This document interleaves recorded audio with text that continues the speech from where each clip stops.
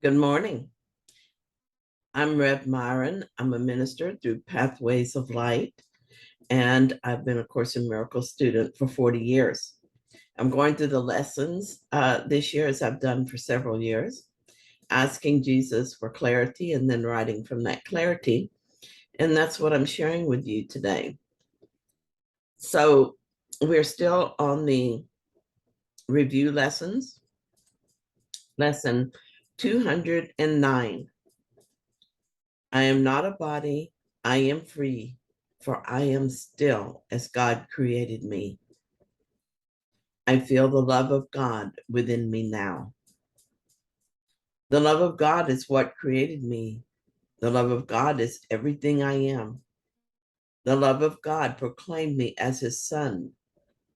The love of God within me sets me free. I am not a body, I am free, for I am still as God created me. It is so important that we accept what it is we really are. I'm constantly reminding myself of what I am because the world is made to keep us attached to the body image and the life of the character we are observing. I remind myself in many ways. When my mind turns toward ego thinking and I lose my peace, I release the thought, but also remind myself that I am not my thoughts. Thoughts come and thoughts go rather quickly, actually, but I am still here when the thought is no longer here. The thoughts might affect how I feel. I might feel sad or angry. The feeling will change. For a few minutes, I will feel sad because of a thought, and then the mind, which is easily distracted, will have another thought, which will make me happy. No matter what happens in my feelings, which come and go, I am still here.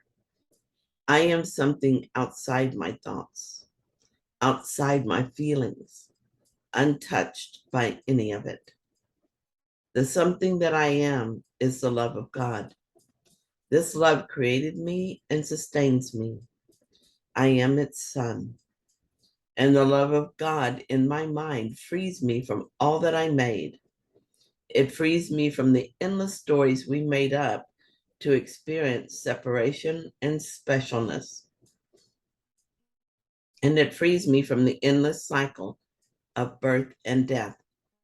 It frees me once I decide I'm ready for freedom.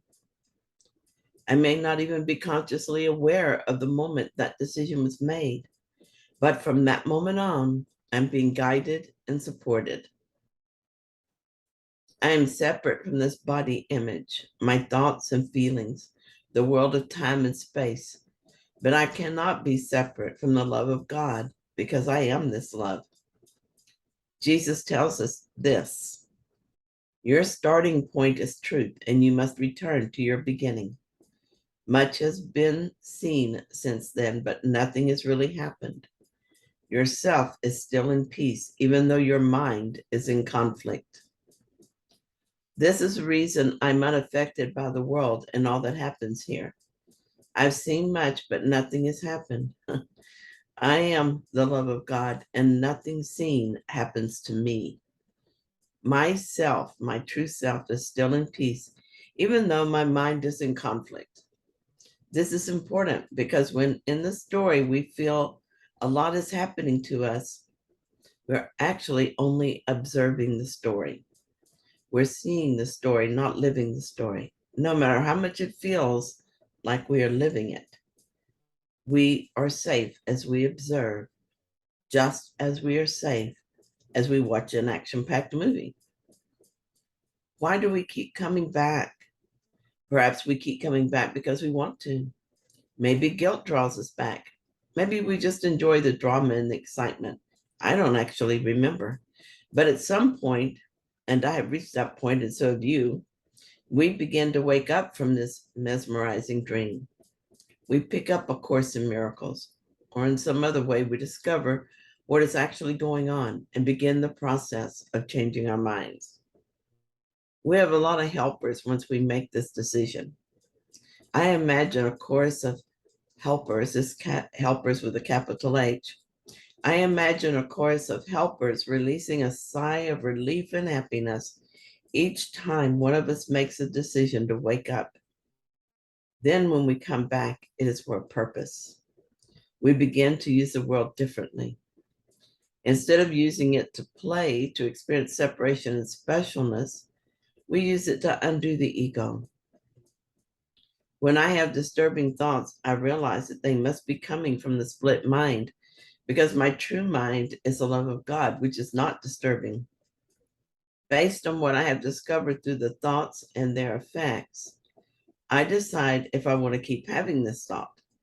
If I decide I do not want to keep feeling conflict like this, I release it to the Holy Spirit, and my mind's purification continues. I do this until I've released all the false beliefs that make up the ego. When that is done, all that is left is the love of God that I am. This next part is coming from a past entry. I don't know what year it was, but it was an early entry. Here's what I said. When I believe I am a body, I learn to remember the truth by choosing the Holy Spirit as my teacher. Through this slow, careful process of being vigilant for the thought systems that seem to say, I am something other than love, my memory is beginning to return. This is the point of doing the course, after all. I'm not studying it to pass the time or to make my life better, but to remember this is not my life. I do have a life, and that life is love. It is what I do, what I think, what I am. I am love because I was created by love, and everything else I seem to see as me is an attempt to recreate myself differently. I'm free to believe that this is true, but it will never will be true. I will always be love.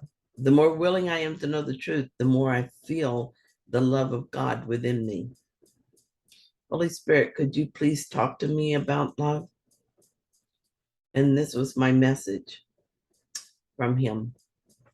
It is hard for you to remember that you are love because you think you can be love and something else. Love is whole. There are no empty spaces in love where you can fill with something different. If there were empty spaces, it would not be love, because empty or different would violate the definition of love. This is your challenge while you believe you are Myron. To believe in love, you must give up all the ideas you made that seem to be different from love. You've tried to name many of them love, but using the word to describe them does not make them love. You are beginning to see this and to experience yourself as something more than Myron. But right now, it is as if you have parted the curtains just a little bit, and a small stream of light is being allowed into your mind. This is very good. Even now, you're becoming adjusted to the light and feel strong, if not complete, desire to experience more. As you often tell your friends, do not lament the lack of light, but rather put on your party hat and celebrate each victory in which you have welcomed light. Do not regret the light you are afraid to let in, but be joyful for the light you have accepted. We all are. Thank you, Holy Spirit, for giving me your thoughts. I am so full of joy this moment. I noticed something different. I used to dread feeling happy and excited when I felt a light come on in my mind, because I would keep waiting for the backlash. I didn't quite believe in it. Each time I took a step forward, it is as if the other part of my mind, the part we call ego, would retreat into fear.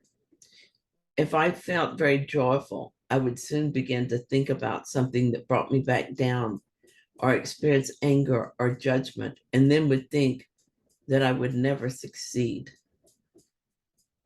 This is very discouraging. Sometimes, if I came too close to God's love, I would choose to experience sickness in my body rather than chance awakening. Now I'm noticing that this is a very dim thought, a memory of fear, And though it still happens, it is meaningless to me. I have no fear of it. It is not real to me, just something that happens in the illusion. Kind of like I say to myself, I have a headache, and then I move on. I sense fear of success. I move on. I seem to be more detached. It's fun to go back and read things that I wrote earlier in my on my path, and see. Sometimes I get to see where things changed and began to be clear for me, like in this one. It was a very important moment. Thank you so much for joining me in this lesson. And if you found it helpful, then please like it. And if you haven't yet, please subscribe. And I will be back tomorrow with another lesson.